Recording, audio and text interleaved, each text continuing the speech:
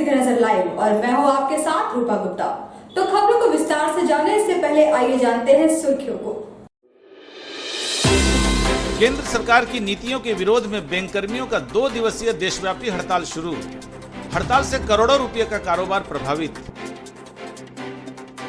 LIC कर्मचारी एवं अधिकारियों ने भी केंद्र सरकार की नीतियों के विरोध में किया प्रदर्शन।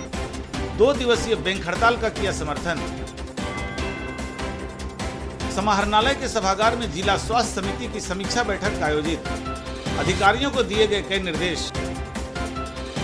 और CCL कोक प्लांट से चोरों ने किया लोहा चोरी का प्रयास। पुलिस ने लोहे से भरे एक वैन को किया जब्त।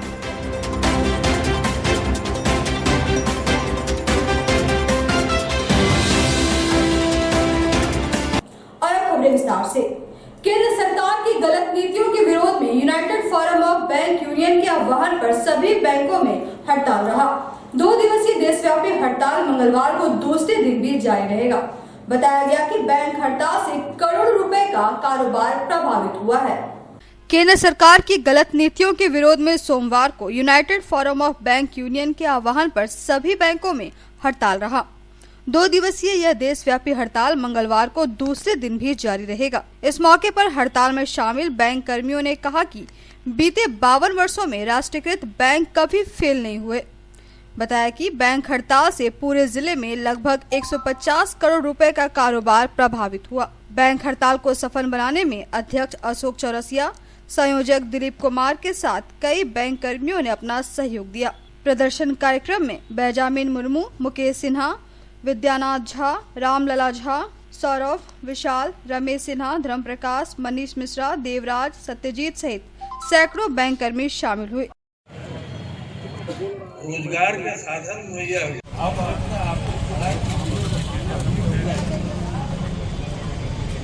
और कब जो समझौता हो गया उन्होंने क्या किया, किस तरह से हरित क्रांति ला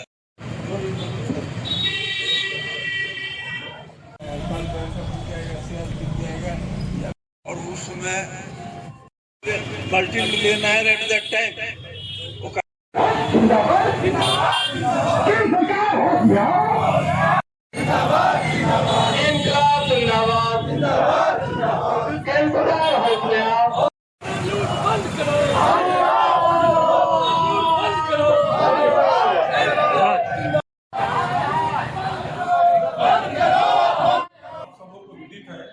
कि सरकारी बैंकों का निजीकरण, प्राइवेटाइजेशन एंड सरकारी संस्थाओं के विनिमय के कारण जो उनका हम लोग ना 2 दिनों का UFBO जो कि 9 बैंक यूनियन और का संगठन है, उन्होंने 2 दिनों के इसके खिलाफ सरकार की इस मजदूर विरोधी, जन विरोधी और देश विरोधी नीति के खिलाफ हम लोगों ने 2 दिनों का सांकेतिक हड़ताल दिया है। कि अब मैं आपसे ये कहना चाह रहा हूँ कि सरकारी बैंकों की प्राइवेटाइजेशन क्यों, आपको मालूम होना चाहिए कि ये हम सबों का देश के नागरिकों का सपना है कि हमारा देश दुनिया का अग्रणी देश में शामिल हो और इसके लिए जरूरी है कि वित्तीय फाइनेंशियल इंक्लूजन की जरूरी है। फाइनेंस योजना KCC हो, उसके अलावा आपको मुद्रा लोन हो। अभी देखिए वेंडर्स लोन है जो एक वेंडर को सरकारी बैंकों ने दे दिया 98% और 25 लाख वेंडर को 2500 करोड़ रुपया मिला है। ये जस्ट लॉन्च स्कीम है, उसको सरकारी बैंकों ने 98% दिया है, प्राइवेट बैंक 2% भी नहीं है। इस तरह की सारी योजनाओं को हम सरकारी बैंक धरातल पर उतार रहे हैं, जिससे आप भी वाकिफ हैं। और ऐसे में मेरे को समझ नहीं आता है कि प्राइवेट सरकारी बैंकों का निजीकरण करने से क्या लाभ होगा। Who will serve 60 million of Indian people जिनको ये सर्विस की जरूरी है। अगर इसके उलट अगर प्राइवेट बैंकों के हाथ दे देते हैं तो हमारा दोहन होगा, हमारा सर्विस टैक्स जितने भी सर्विस चार्ज बढ़ जाएंगे, डिपॉजिट का रेट घट जाएंगे, हमारे जनते का जो गार्हिक कमाई है वो सुरक्षित नहीं रहेगी। सो बहुत सारी बातें हैं जो कि इससे जुड़ी हुई है। निजीकरण होने से हमारे देशों में बहुत तरह की समस्याएं आई, जैसे आज हम सरकारी बैंक, KCC, एजुकेशन लोन, बहुत तरह के लोन वो जो गवर्नमेंट लोगों तक पहुंचाती है, गरीब लोगों तक पहुंचाती है, वो सरकारी बैंक के द्वारा ही पहुंचाती है। आप देखे होंगे कि जितने भी आपका प्राइवेट बैंक है वो ये काम नहीं करते हैं, वो सोशल बैंकिंग नहीं करते। वो आजकल का क्या है कि दो तरह की बैंकिंग होते हैं। अगर हम प्राइवेट कर रहे हैं तो वो क्लास बैंकिंग करती है, हम जितने सरकारी बैंक है वो मास बैंकिंग करते हैं। मास बैंकिंग मतलब ये है कि हम सभी लोगों को नीचे से लेकर के, गांव से लेकर के शहरों तक सेवाएं प्रदान करते हैं। और प्राइवेट बैंक ऐसे नहीं है। हमारे बैंकों का, सरकारी बैंक करीब देश में करीब 47,000 के करीब हमारे रूरल ब्रांच के तत्वाधान में आज गिरिडीह जिले में, पूरे गिरिडीह जिले में हड़ताल बैंकों में है। इससे पूरे जिले में लगभग 150 करोड़ का व्यापार प्रभावित होगा। और इस हड़ताल का मुख्य कारण है, सरकार ने जो बजट भाषण में कहा है कि IDBI बैंकों के अलावा 2 अन्य राष्ट्रीयकृत बैंकों को निजीकरण किया जाएगा, यानी कि निजी हाथों में सौंपा जाएगा। इसी के विरोध में हमने यह सांकेतिक 2 दिवसीय हड़ताल पूरे देश में 10 लाख बैंक कर्मचारियों और अधिकारियों ने मिलकर करी है। पूरे देश के सभी बैंकों में आज और कल 2 दिन ताला लटका रहेगा। केंद्र सरकार की नीतियों के विरोध में सोमवार को LIC कर्मचारियों एवं क्लास 1 के अधिकारियों ने LIC कार्यालय के गेट पर विरोध प्रदर्शन किया। बताया गया कि 2 दिवसीय देशव्यापी बैंक हड़ताल के समर्थन में यह प्रदर्शन किया गया है। केंद्र सरकार की गलत नीतियों के विरोध में सोमवार को LIC कर्मचारियों एवं क्लास 1 के अधिकारियों ने LIC गेट पर विरोध प्रदर्शन किया। बताया गया कि केंद्र सरकार की नीतियों के विरोध में देशव्यापी 2 दिवसीय बैंक हड़ताल के समर्थन में यह प्रदर्शन किया गया। विरोध प्रदर्शन को संबोधित करते हुए कर्मचारी संघ के सचिव धर्म प्रकाश ने कहा कि LIC भारतीय अर्थव्यवस्था की आर्थिक रीढ़ मानी जाती है। ऐसी संस्था का विनिवेशीकरण करना देश के लिए घातक कदम है। इस बात को लेकर संयुक्त मोर्चा द्वारा बैंकिंग सेक्टर के 2 दिवसीय हड़ताल का पूर्ण समर्थन किया गया। LIC यूनियन ने इन सभी बातों को लेकर 18 मार्च को राष्ट्रव्यापी हड़ताल करने का निर्णय लिया। इस प्रदर्शन में संयुक्त मोर्चा के सचिव संजय शर्मा, विजय कुमार, अनुराग मुर्मू, सहिता सरकार, कुमकुम बाला वर्मा, डेनियल मरांडी, राजेश उपाध्याय, रोशन कुमार, विवेक, अमित कुमार डे, प्रीतम कुमार आदि मुख्य रूप से शामिल हुए। पूंजी की जरूरत पड़ती है तो LIC निवेश करती है।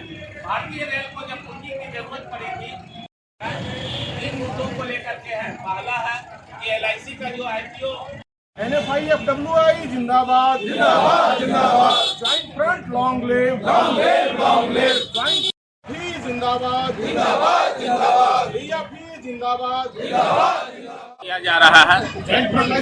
आज हम द्वार प्रदर्शन के माध्यम से केंद्र सरकार से मांग कर रहे हैं कि LIC का जो IPO लाने का उन्होंने निर्णय ले रखा है उसे अविलंब वापस लिया जाए। हम लोग सभी जानते हैं कि LIC 1956 में 5 करोड़ के पूंजी से प्रारंभ होकर अभी 34 लाख करोड़ से भी अधिक की परिसंपत्तियां अर्जित कर ली है। LIC इस देश में 42 करोड़ लोगों को आर्थिक सुरक्षा मुहैया कराती है।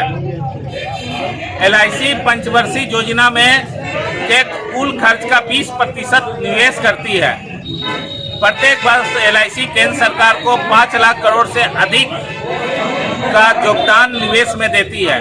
और LIC को अगर भारतीय अर्थव्यवस्था का आर्थिक रीढ़ कहा जाए तो अतिशयोक्ति नहीं होगी। और ऐसे संस्था का अगर IPO लाया जाता है तो निश्चित रूप से देश के लिए घातक है।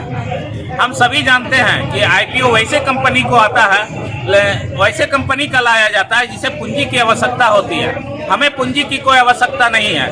और उल्टे हम जब भी इस देश को पूंजी की आवश्यकता पड़ती हो, चाहे भारतीय रेल को 1,50,000 करोड़ देने की बात आई, चाहे RTBI बैंक को बचाने के लिए 72,000 करोड़ का निवेश का जरूरत पड़ा तो LIC ने किया।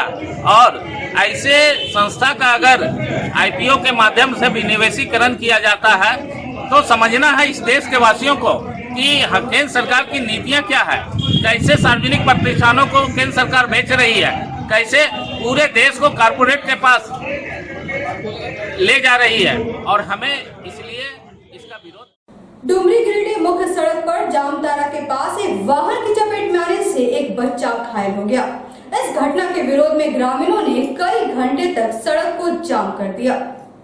डुमरी गिरिडीह मुख्य सड़क पर जामतारा के पास सोमवार को एक वाहन की चपेट में आकर एक बच्चा घायल हो गया।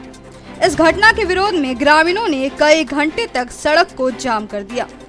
इधर घायल बच्चे को इलाज के लिए डुमरी रेफरल अस्पताल ले जाया गया, जहां प्राथमिक इलाज के बाद डॉक्टर ने उसे पीएमसीएच धनबाद रेफर कर दिया। इधर सड़क जाम में भारी संख्या में महिलाएं भी सड़क पर उतर आई। लगभग यहां 30 मिनट तक सड़क जाम रहा। महिलाओं ने यहां स्पीड ब्रेकर लगाने की मांग की। मौके पर थाना प्रभारी और डुमरी बीडीओ घटना स्थल पर पहुंचे और यहां जल्द ही स्पीड ब्रेकर लगाने का आश्वासन दिया।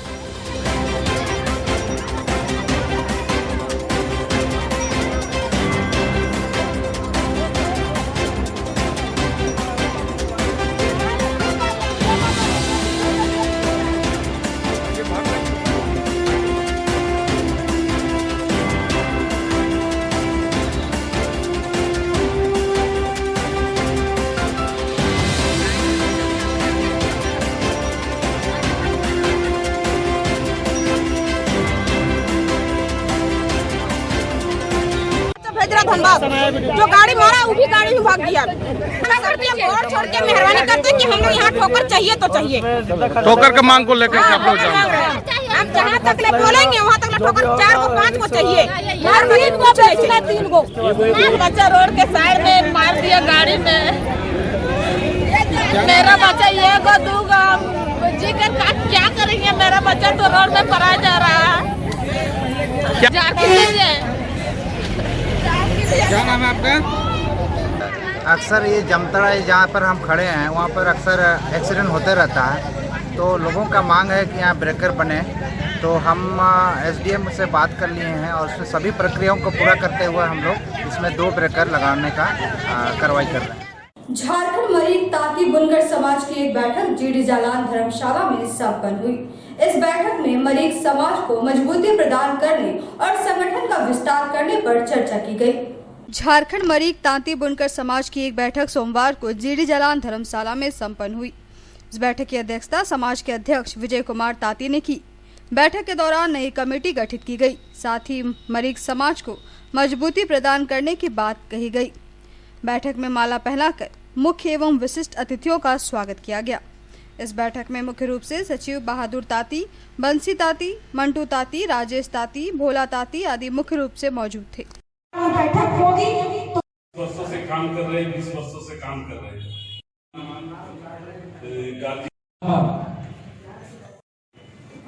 हेलो अध्यक्ष अगर हम 10 रुपए जो अभी इसके लिए गोनिया हजारी हमारी जाति की कमी है क्या? अपने मरीग तांती समाज का बैठक जीडी जालान धर्मशाला गिरिडीह मकतपुर में किए हैं। इस आशा से किए हैं कि सरकार हमें और हमारी जाति को जो लाभ मिलना चाहिए वो नहीं मिल पा रहा है। इसलिए हम लोग मरीग तांती समाज के लोग मिलकर एक संगठन, एक कमेटी गठित कर रहे हैं, जिसकी अध्यक्षता मैं विजय कुमार हूँ और सचिव हमारे बहादुर तांती जी हैं और मंटू तांती जी कोषाध्यक्ष के रूप में हैं और मीडिया प्रभारी रवि जी हैं और राजेश तांती सहयोगी के रूप में हैं।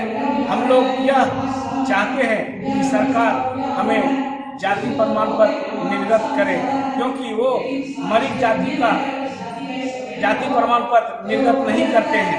कहते हैं कि हमारे सरकारी गजट में मरीग जाति का उल्लेख नहीं है, तो मैं किस प्रकार मरीग जाति का प्रमाण पत्र निर्गत करूं?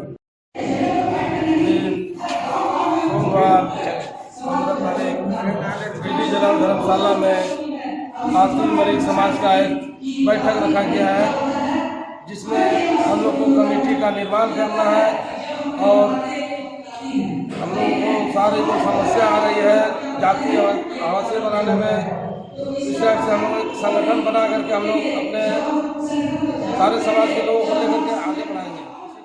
सीसीएल कोलरी कोक प्लांट में लोहा चोरों ने मालवाहक खड़ा करके उसमें चोरी का लोहा लोड कर रहे थे। इसकी भनक लगते ही सुरक्षाकर्मी वहां पहुंचे, जिस पर चोरों ने पथराव शुरू कर दिया। सीसीएल कोलरी कोक प्लांट में रविवार रात को लोहा चोरों ने एक मालवाहक खड़ा कर उसमें चोरी का लोहा लोड कर रहे थे। इसकी भनक लगते ही सीसीएल के सुरक्षाकर्मी वहां पहुंच गए, जिस पर चोरों ने पथराव शुरू कर दिया। इधर जब इसकी सूचना मुफस्सिल थाना को दी गई तो एसआई अनिल उराव सदलबल वहां पहुंचे, लेकिन तब तक चोर भाग चुके थे। मौके पर से एक पिकअप वैन जब्त किया गया है। इस वैन में भारी मात्रा में लोहा लदा हुआ है।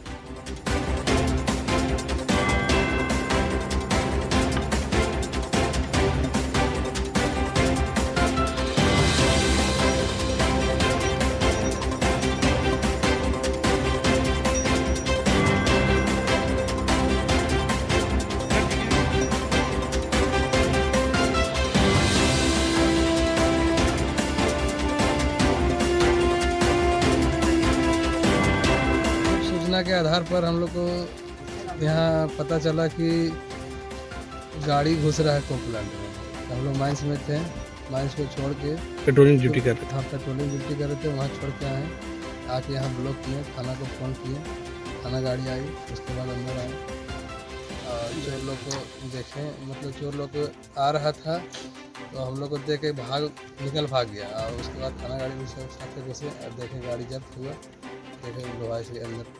उपायुक्त राहुल सिन्हा की अध्यक्षता में सोमवार को जिला स्वास्थ्य समिति की एक बैठक आयोजित हुई। इस बैठक में कोविड वैक्सीनेशन की अद्यतन स्थिति की समीक्षा की गई। साथ ही अधिकारियों को कई आवश्यक दिशा निर्देश भी दिए गए। समाहरणालय के सभागार में सोमवार को उपायुक्त राहुल सिन्हा की अध्यक्षता में जिला स्वास्थ्य समिति की समीक्षा बैठक आयोजित हुई। इस बैठक में कोविड वैक्सीनेशन की अद्यतन स्थिति की समीक्षा की गई। साथ ही इसके लिए संबंधित अधिकारियों को कई आवश्यक दिशा निर्देश भी दिए गए। बैठक में टीकाकरण को लेकर व्यापक प्रचार प्रसार करने और जागरूकता अभियान चलाने का निर्णय लिया गया।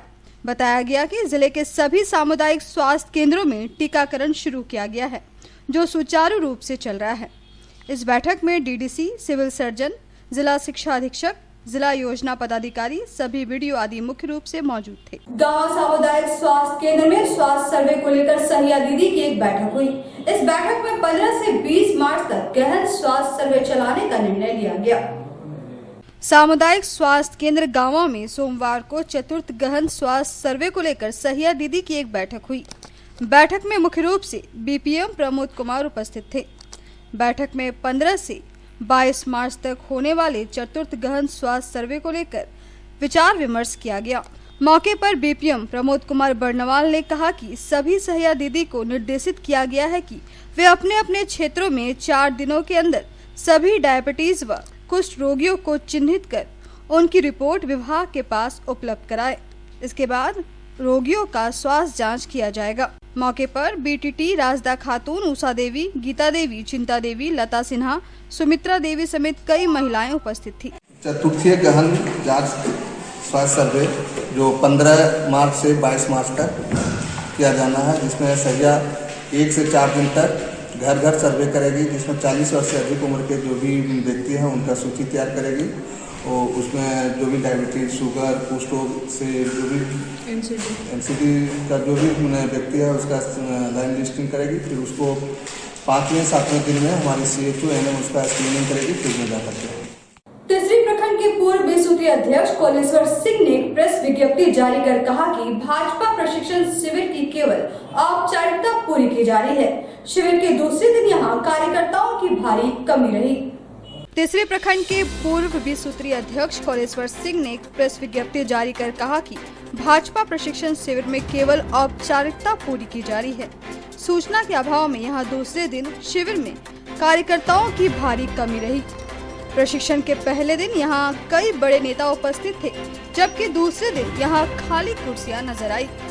उन्होंने दोबारा यहां प्रशिक्षण शिविर आयोजित करने की मांग की है। हमारे प्रखंड में 2 दिवसीय कार्यकर्ता प्रशिक्षण का आयोजन प्रदेश के द्वारा किया गया, लेकिन दुर्भाग्यपूर्ण है कि यहाँ जो कार्यकर्ताओं को प्रशिक्षण दिया गया वो सिर्फ 1 दिन ही दिया गया। जो बाहर से पदाधिकारी आए और कार्यकर्ता बहुत ही कम दूसरे दिन एक भी पदाधिकारी बाहर से नहीं आए और यूं ही 2-4 कार्यकर्ता आए, न जाने क्यों।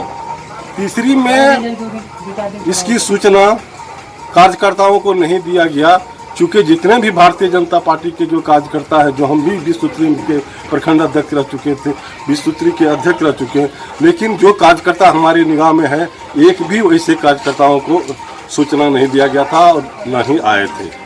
तो सूचना नहीं रहने के कारण प्रशिक्षित किसको किया गया?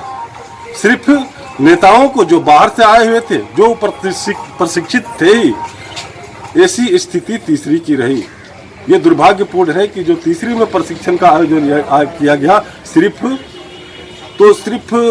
एक दिन का किया गया। दूसरे दिन न एक पदाधिकारी थे, न दोनों मंडलों के लगभग 8-10 कार्यकर्ता थे। इसी में 2 दिन का जो प्रशिक्षण शिविर का जो आयोजन किया गया, प्रशिक्षण क्या होता है हम तो जानना चाह रहे थे, लेकिन प्रशिक्षण में सिर्फ भाषणबाजी हुआ। नाबार्ड और आइडिया संस्था के द्वारा शक्तिनगर में 3 दिवसीय आवासीय प्रशिक्षण शिविर संपन्न हुआ। समापन समारोह में नाबार्ड के डीडीएम आशुतोष प्रकाश ने लोगों को कई जानकारी दी। नाबार्ड और आइडिया संस्था द्वारा शक्तिनगर गिरिडीह में चलाए जा रहे 3 दिवसीय प्रशिक्षण शिविर का सोमवार को समापन हुआ। इस समापन समारोह में नाबार्ड के डीडीएम आशुतोष प्रकाश ने प्रशिक्षण पा रहे लोगों को कई महत्वपूर्ण जानकारी दी। मौके पर चार्टर्ड अकाउंटेंट अवनीश सिंह ने एफपीओ से संबंधित लीगल जानकारी दी। प्रशिक्षक दिलीप यादव ने बिजनेस प्लान, व्यापार का विचार और विकास के बारे में जानकारी दी। आत्मा के उपनिदेशक रमेश कुमार ने केसीसी के बारे में जानकारी दी। मौके पर नाबार्ड, कृषि विभाग और आइडिया संस्था से जुड़े कई लोग मौजूद थे। परसों क्वेश्चन उठाया था सर, हम आम का खेती, आम लगा है बागवानी, उसमें हम कैसे खेती करें, उसमें मल्टी फार्मिंग खेती बताएंगे जब तक 3 साल का आम नहीं हो। ट्रेनिंग लिंकेज मार्केट लिंकेज की हम बात कर रहे हैं और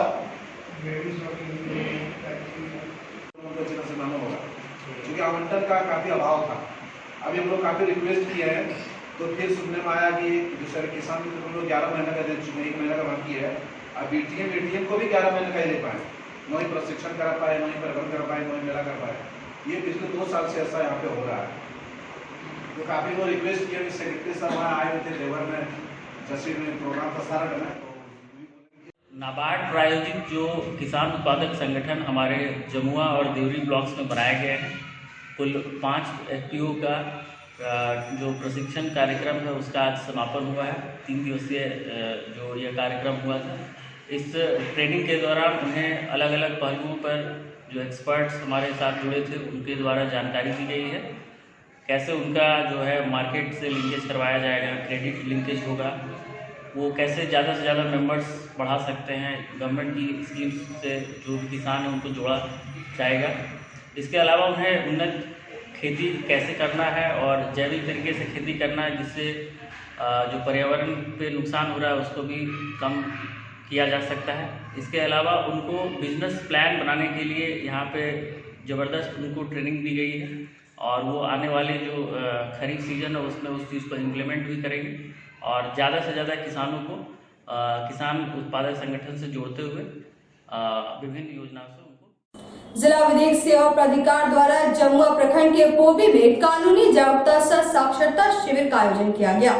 यहाँ ग्रामीणों को बताया गया कि किसी भी सामान की खरीदारी पर वे दुकानदार से आवश्यक मूल्य कैश मेमो ले।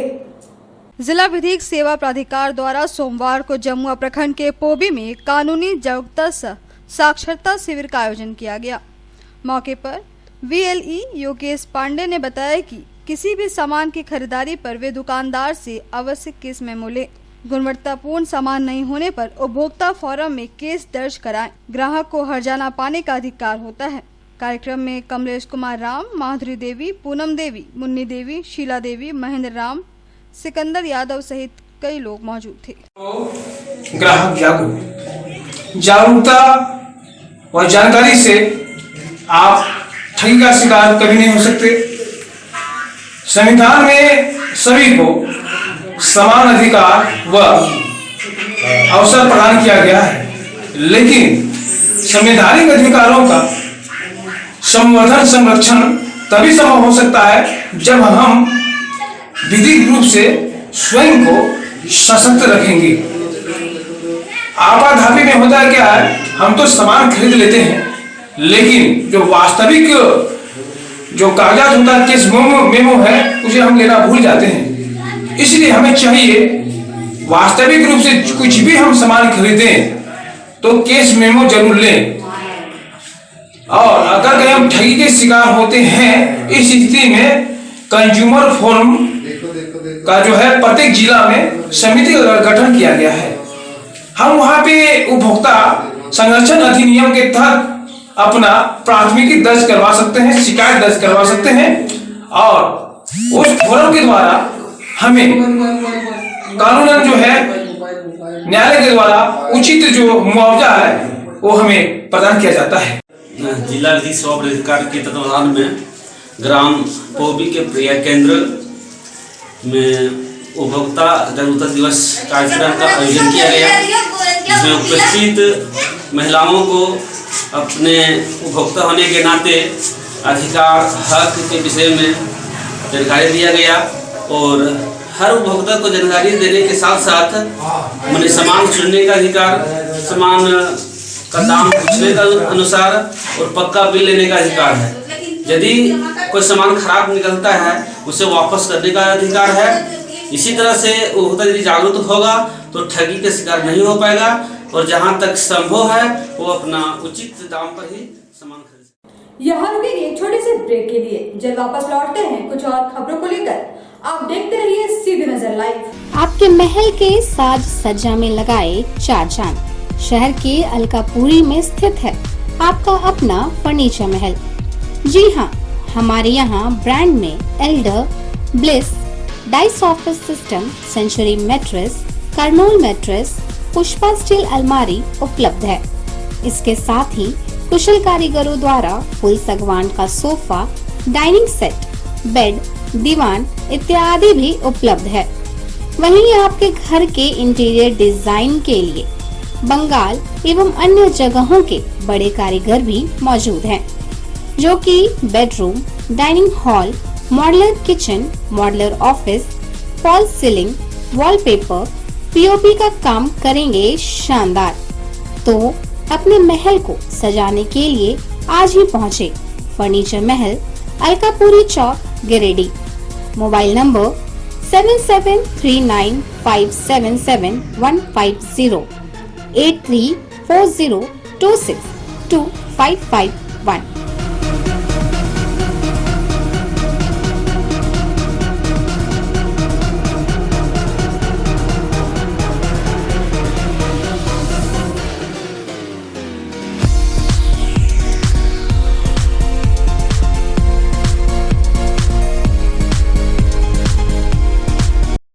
ब्रेक के बाद एक बार फिर से आप सभी का सीधी नजर लाइव में स्वागत है। खबरों में आगे बढ़ते हैं और जानते हैं क्या है अगली खबर। जिला विधिक सेवा प्राधिकार द्वारा मध्य विद्यालय कोयरीटोला में विश्व उपभोक्ता अधिकार दिवस जागरूकता कार्यक्रम का आयोजन किया गया। इस मौके पर लोगों को उनके अधिकार की विस्तृत रूप से जानकारी दी गई। जिला विधिक सेवा प्राधिकार द्वारा सोमवार को मध्य विद्यालय कोयरीटोला में विश्व उपभोक्ता अधिकार दिवस सह जागरूकता कार्यक्रम का आयोजन किया गया। कार्यक्रम के मुख्य अतिथि जिला विधिक सेवा प्राधिकार के अध्यक्ष बीना मिश्रा और सचिव संदीप कुमार बर्तम थे। इस मौके पर श्री बर्तम ने कहा कि लोग अदालत के माध्यम से अपनी समस्याओं को यहां प्रस्तुत करें। अध्यक्ष सुधीर सिन्हा ने ग्रामीणों को विस्तार से लोक अदालत के कार्यों की जानकारी दी। पैनल अधिवक्ता अंजनी कुमार ने भी ग्रामीणों को कई अहम जानकारी दी। इस मौके पर मजदूरों के बीच शर्ट और पैंट के कपड़े का वितरण किया गया। कार्यक्रम की सफलता में कामेश्वर कुमार, मंजू शर्मा, धीरज कुमार, शारदा कुशवाहा, सुबोध कुमार सहित अन्य कई ग्रामीणों ने सराहनीय योगदान किया। कोई भी खरीदे, अगर उसके पास आपके पास प्रूफ नहीं है, बिल नहीं है, तो कह सकते हैं क्या कि हम आपके पास से 2 दिनों दिन देखते हैं हॉस्पिटल में चाहे और कहीं ऑपरेशन के विश्वविद्यालय के